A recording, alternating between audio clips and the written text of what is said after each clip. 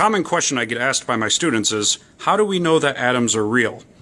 Well, rather than just sit there and tell them stuff, I'd rather them see with their own eyes. And I want to show you that same evidence that a Swedish botanist named Robert Brown first saw in 1829, and that was used by Albert Einstein in 1905 to confirm the existence of atoms.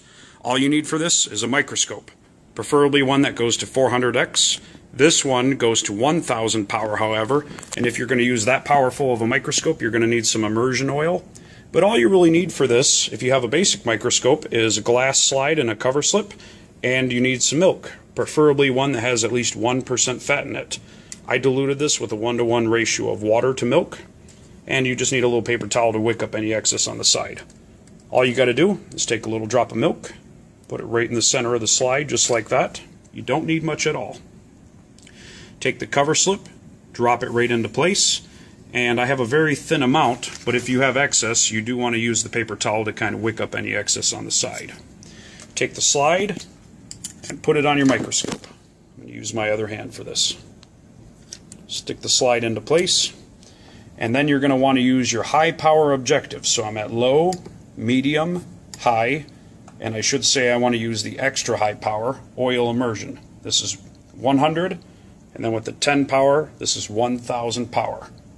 Lock it into place, and I'm going to use a little bit of that immersion oil. Put a little drop right here,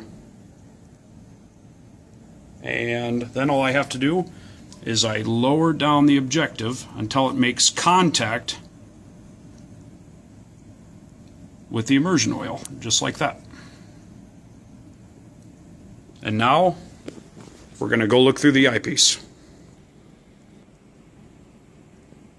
Okay, I've got it focused. Let's go have a look. This is what Robert Brown saw in 1829. You'll see the little droplets of milk fat are bouncing around. He wasn't sure exactly what this was, and although he was using pollen grain, he actually saw virtually the same thing. If I zoom in, you'll notice the little drops of milk fat are very animated. Now, back then they didn't know what this was. Some people thought that maybe these are living organisms, kind of like what you would see in a pond sample. Some people thought that maybe it was a mirage, kind of like on a road on a hot day, causing maybe a little rippled appearance. But Albert Einstein, at the age of 26, in 1905, he was single-handedly able to demonstrate that this was actually atomic theory, visible with the eye. Albert Einstein said that atoms are vibrating, and the atoms are kind of bumping into these little bubbles. And you can see the bubbles kind of knocking around like this. It's kind of like if you were to go to a concert and there was a mosh pit. You would be knocked around as well, with everybody banging their heads and jumping around. This here, of course, is not proof of atoms, but no one has come up with a better explanation for this Brownian motion than atomic theory.